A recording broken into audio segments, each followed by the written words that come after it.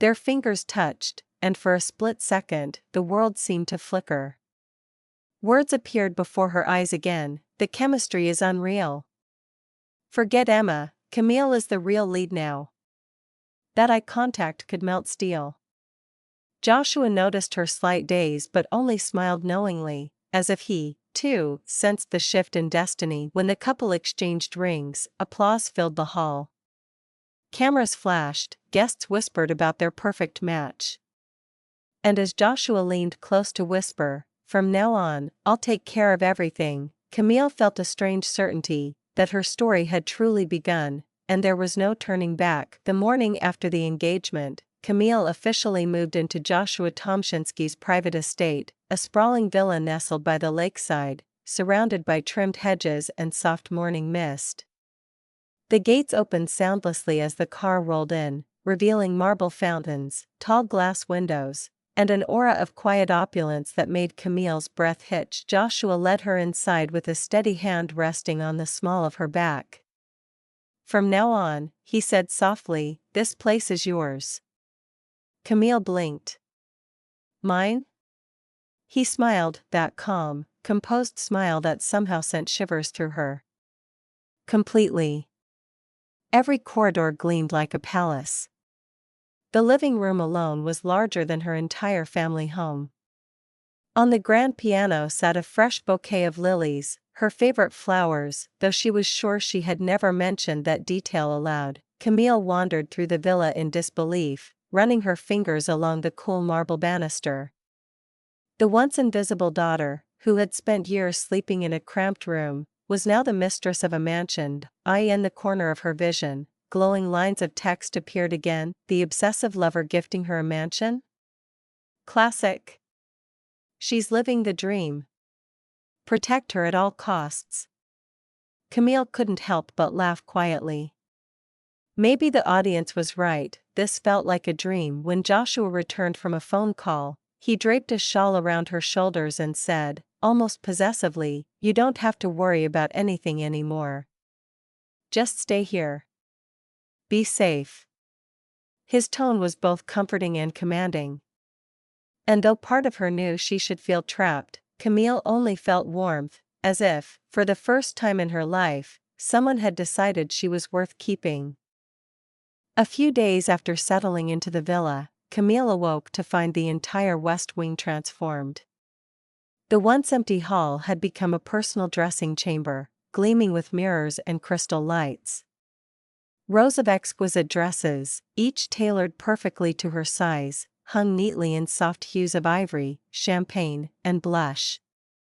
Shelves of silk scarves, diamond-studded heels, and perfume bottles lined the walls like a private boutique. Camille turned in astonishment as Joshua appeared in the doorway, sleeves rolled up, a faint smile tugging at his lips. "I took the liberty of replacing your wardrobe," he said simply. "Every piece was made just for you." Her mouth fell open slightly. "You chose all of these?" Joshua stepped closer, brushing a strand of hair from her cheek. "Of course. From now on, I'll be the one to decide what you wear."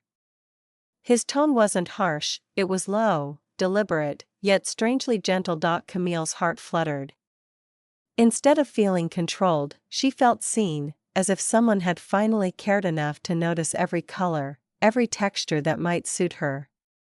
She had spent most of her life wearing hand-me-downs, invisible and unremarkable. But now, someone had chosen beauty just for her. "I've never had anyone care this much," she whispered. Joshua's gaze softened. "You should have." In her mind, glowing text danced playfully, possessive king alert.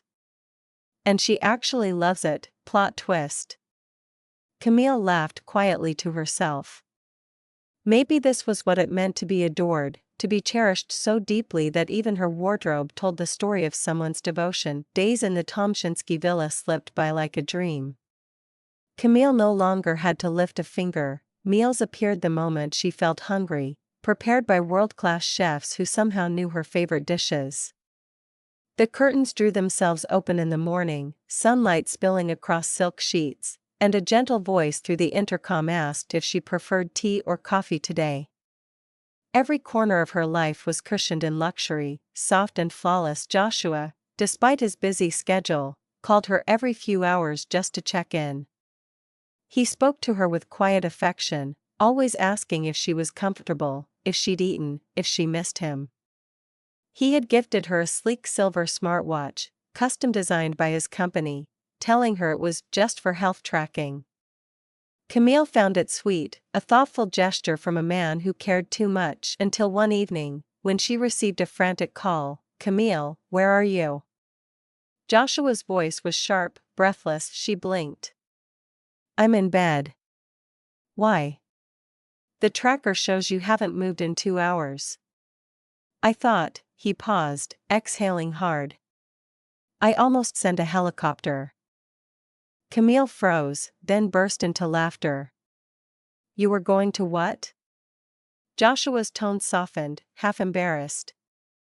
"I just needed to be sure you were safe." In her mind, glowing text appeared again. "He's insane, but in the sweetest way possible." This is love or obsession? Hard to tell, but I'm here for it. As she laughed, Camille realized something strange. She wasn't afraid. Instead, she felt warmth blooming in her chest. For the first time in her life, someone was terrified of losing her. Later that night, Camille called Joshua back, her voice soft and sleepy through the line. "You don't have to worry so much," she said gently. "I'm still wearing the watch, see?" She tapped it lightly, and a small sound carried through the call. "Even when you're not here, it feels like you're still looking out for me."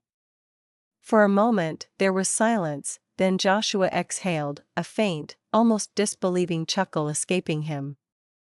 "You really don't mind?" Camille smiled, curling up under the blanket. "Why would I? You care enough to notice when I stop moving." "That's kind of sweet." Joshua's voice lowered, warm and full of emotion. "No one's ever said that to me before." There was a pause, quiet, comfortable. Then he said softly, "Sleep well, Camille. I'll see you soon." As the call ended, Camille stared at the ceiling, her lips curving into a smile. She realized she didn't feel like a character being controlled by someone else's story anymore. She felt chosen, and somewhere across the world, Joshua leaned back in his chair, his heart light for the first time in years, completely unaware that, in that small exchange, something real had begun between them. A week later, the peace of the Tomshinsky villa was interrupted by the sudden arrival of Emma Wrightson. She appeared at the gates unannounced, sunglasses on, face pale with determination. The guards, unsure what to do, let her in only after she declared she was Camille's sister. Camille was sitting by the garden terrace when she saw her. The shock nearly made her drop her teacup. "Emma? What are you doing here?" Emma rushed forward, grabbing her hands. "I came to get you out of here," she whispered urgently. "You don't understand, Camille. He's dangerous. You think this is love, but it's a cage, a golden one." Camille blinked, confused, then smiled faintly. "Emma. I'm not trapped. I'm happy here." Emma's expression hardened. "He's brainwashed you." Camille laughed softly. "If happiness is a kind of brainwashing, maybe it's the best thing that's ever happened to me." The words seemed to hang in the air like a challenge. For a moment, Emma looked at her sister, radiant, calm, wrapped in silk and sunlight, and something bitter flickered in her eyes. That night, as Camille watched Emma's car disappear down the driveway, glowing words appeared again before her eyes. "Team Emma says she's just being protective. Nah, she's jealous the side character got the better man. Camille's living her best life, let her be." Camille smiled faintly, sipping her tea. Whatever world she was living in, she'd made her choice. She wasn't the forgotten sister anymore. She was the woman her story had finally decided to love. That night, rain lashed against the villa's tall windows, streaking silver trails across the glass. Camille was reading quietly in the study when Emma suddenly burst into the room, pale and frantic. "Come with me," she hissed. "You need to see who he really is." Before Camille could respond, Emma dragged her down the corridor toward Joshua's private office. Through the half-open door, the scene unfolded like a dark play. Joshua stood towering over an older man, his uncle, his voice calm yet trembling with barely restrained rage. "You stole everything," Joshua said coldly, fingers gripping the man's collar. "My parents trusted you. And you killed them for it." The man stammered, trying to deny it, but Joshua shoved him back against the window, the glass rattling violently. For a second, Camille's breath caught. Emma clutched her arm in fear, but instead of terror, Camille felt an overwhelming wave of empathy. The pain in Joshua's voice wasn't monstrous, it was human. She stepped into the room. "Joshua," she said softly, "don't waste your anger on him. Let me hit him once, it'll make us even." Both men froze. Joshua turned, his eyes widening. Then, slowly, the tension in his jaw loosened. A quiet laugh escaped him, low, shaky, genuine. "You'd really fight for me?" Camille nodded firmly. "Always." Joshua released his uncle, who stumbled away under the guard's watch. When the door closed, Joshua turned to her and whispered, voice thick with emotion, "You're not afraid of me?" Camille smiled. "No. I'm afraid of losing you."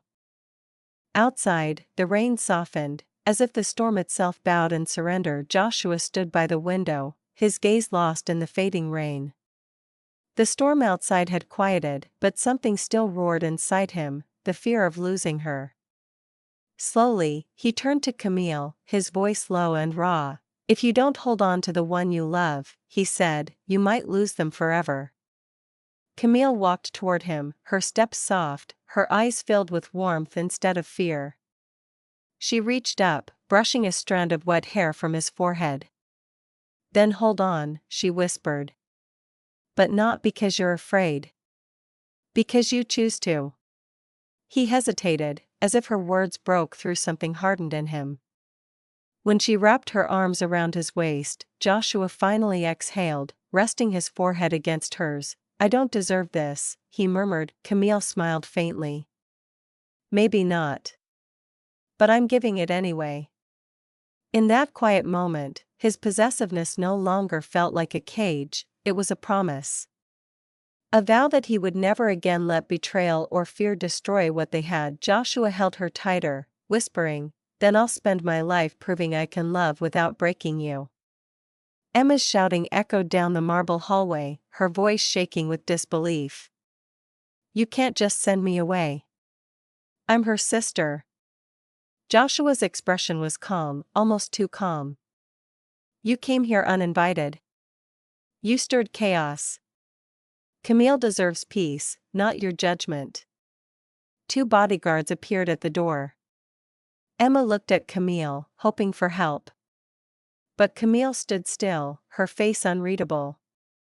"Emma," she said softly, "I know you mean well, but I'm happy now. Please, don't interfere."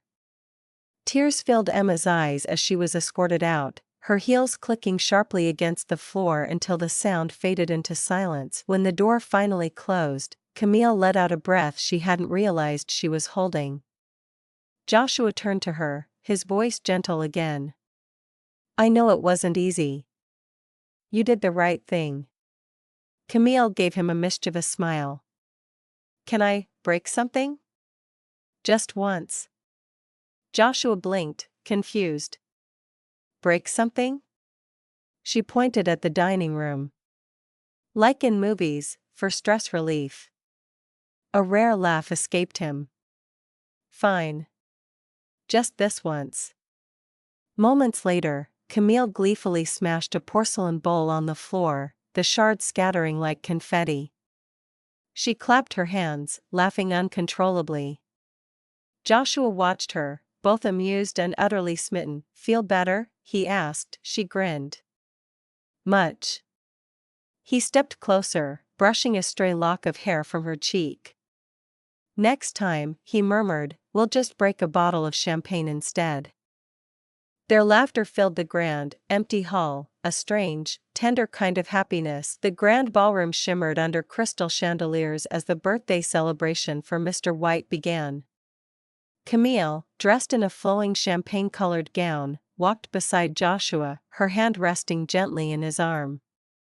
Every head turned when they entered, the picture of elegance and wealth. Camille, you look stunning, her father exclaimed, clearly proud.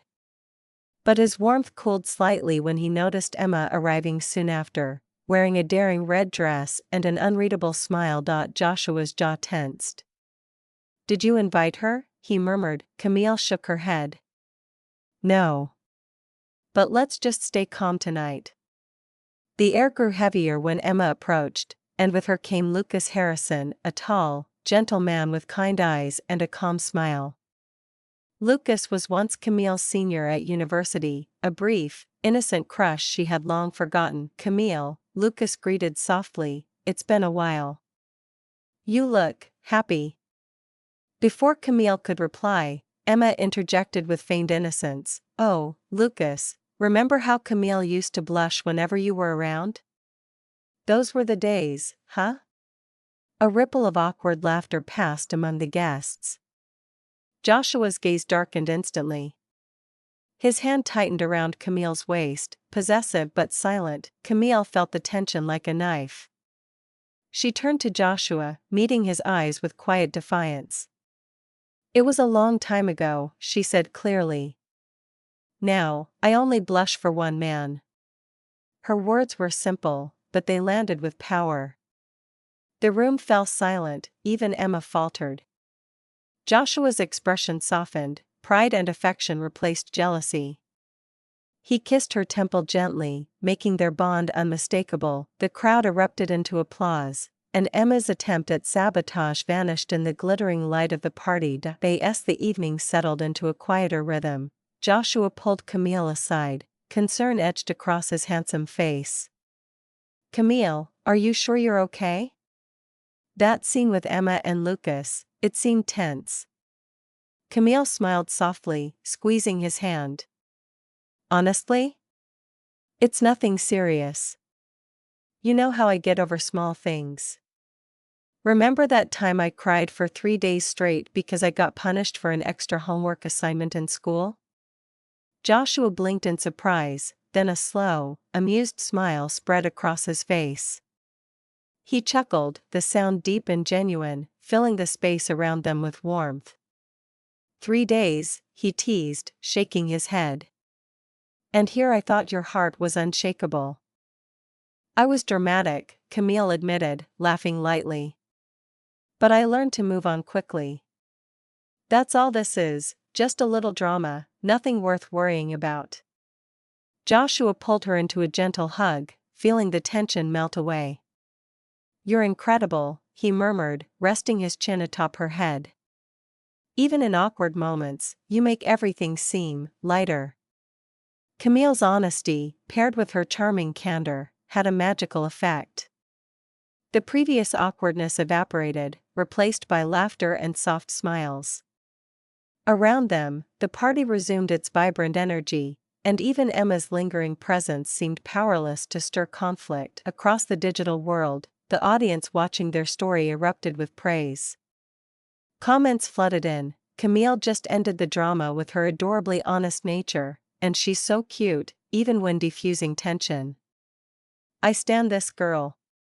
Camille's simple, heartfelt approach not only disarmed Joshua's worry but also won over every onlooker, proving that sincerity and lightheartedness could dissolve even the trickiest misunderstandings. Joshua kissed her temple, a quiet promise in the midst of laughter. With you, life is never dull, he whispered.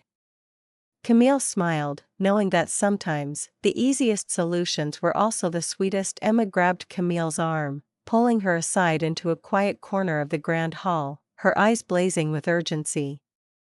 Camille, you have to see this clearly. Joshua, he's controlling you. He'll never let you go. You're trapped in his world. Camille laughed softly, tilting her head as if remembering a long-forgotten memory. Emma, you don't understand. Do you remember when I was little? The time Mom and Dad forgot me at the park and left me there, scared and alone? Emma's expression softened slightly, though she still looked worried. That's when I realized something, Camille continued, her voice calm but firm. I've always been the one who gets forgotten. Always overlooked, always second. But not anymore. Now, someone actually chooses me. Someone remembers me. Someone wants me in his world. She looked back at Joshua across the room, who was laughing gently with a guest, his eyes occasionally darting toward her with that familiar warmth. Camille's heart swelled. I'm not trapped, Emma. I'm living freely, because I choose this life. I choose him. Emma blinked, stunned. Camille's honesty and quiet confidence hit harder than any argument could. You really mean that? She asked, voice softer now, tinged with disbelief. Camille nodded. Yes. For the first time I feel seen. I feel wanted. And I'm happy to live in his world, as long as he's by my side.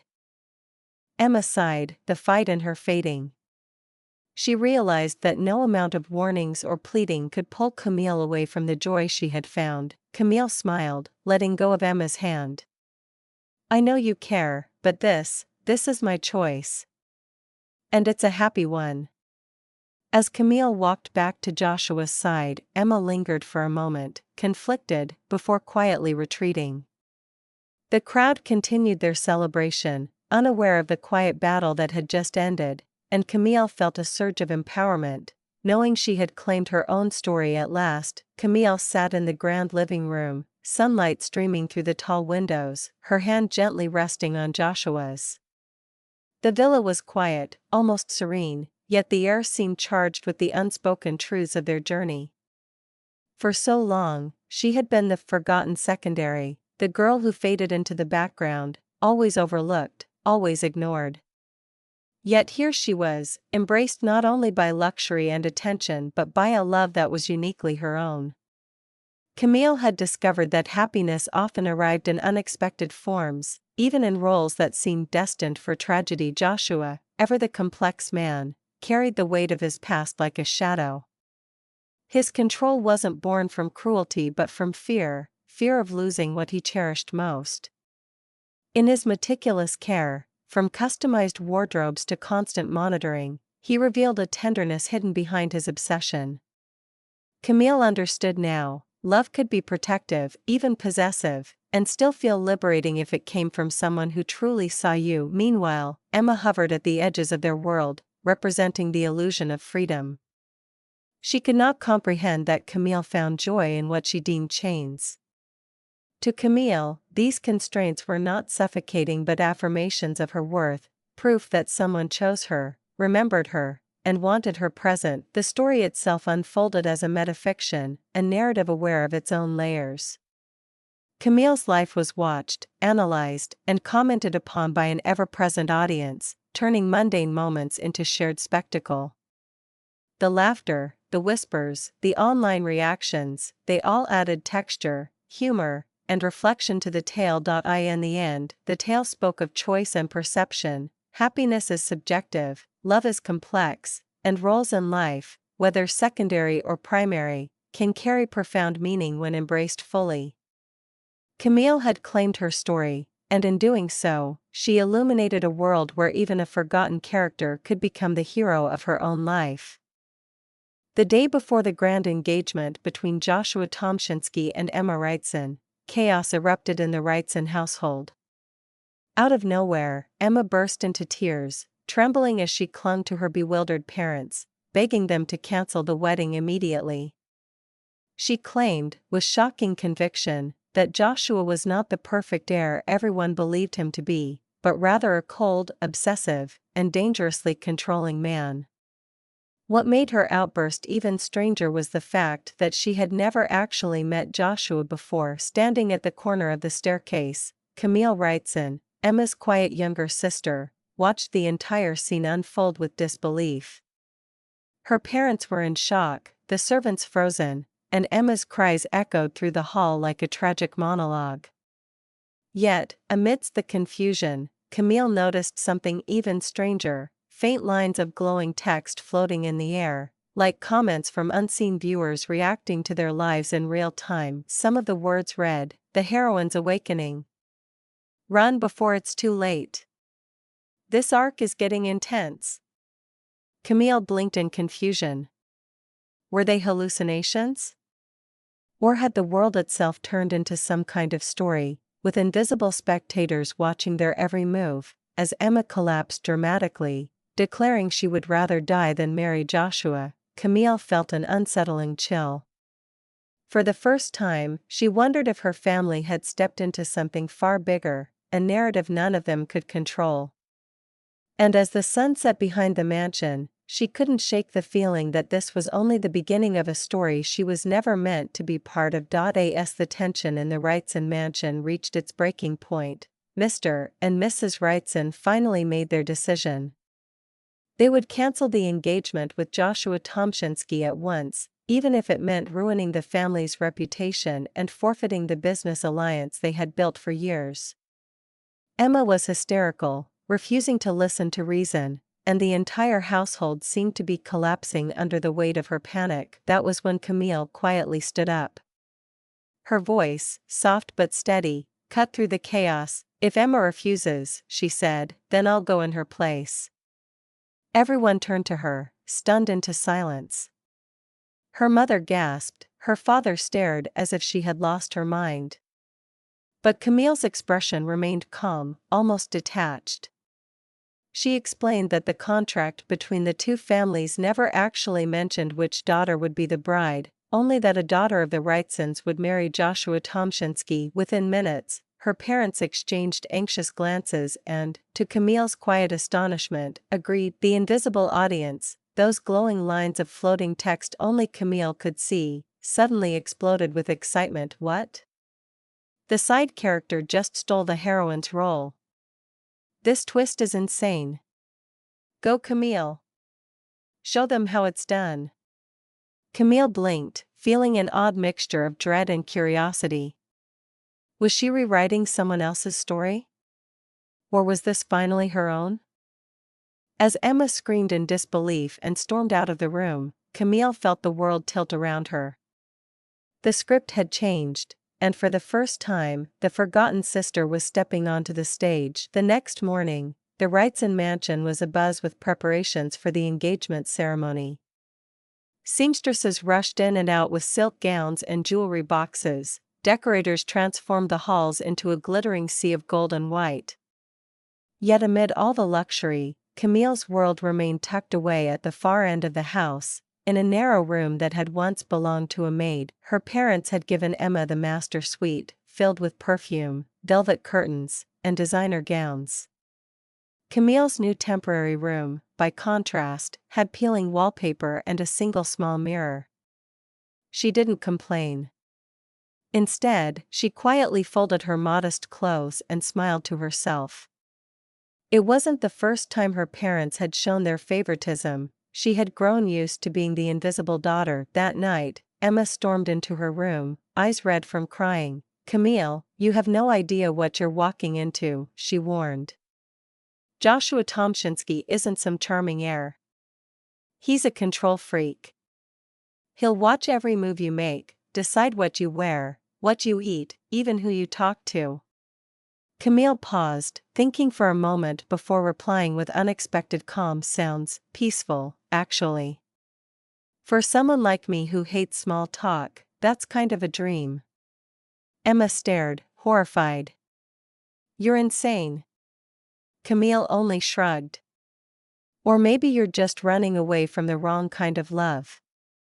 As Emma slammed the door, another shimmer of glowing text appeared in the corner of Camille's vision. "The villainess doesn't even realize she's in heaven." Camille sighed softly, brushing her hair aside. Maybe this story wasn't a tragedy after all. Maybe it was just written for her. The engagement ceremony took place beneath the crystal chandeliers of the Grand Astoria Hotel, where every guest shimmered with diamonds and polite smiles. Camille, dressed in a soft ivory gown that had once been tailored for Emma, moved through the crowd with quiet grace. Her heart beat fast, not from fear, but from curiosity. She was finally about to meet Joshua Tomshinsky, the man her sister had called a monster. When he arrived, the entire hall seemed to pause. Joshua was tall, broad-shouldered, and impeccably dressed in a tailored black suit. His silver cufflinks gleamed under the lights, and his sharp blue eyes carried the calm confidence of someone who always got what he wanted. Yet there was nothing cruel in his expression, only poise, charm, and a faint warmth that felt disarming. As he approached, Camille's breath caught. Joshua extended his hand, his gaze unwavering. "Miss Wrightson," he said, his voice deep and smooth, "you're even more remarkable than I imagined." Camille managed a polite smile. "I hope I live up to your expectations."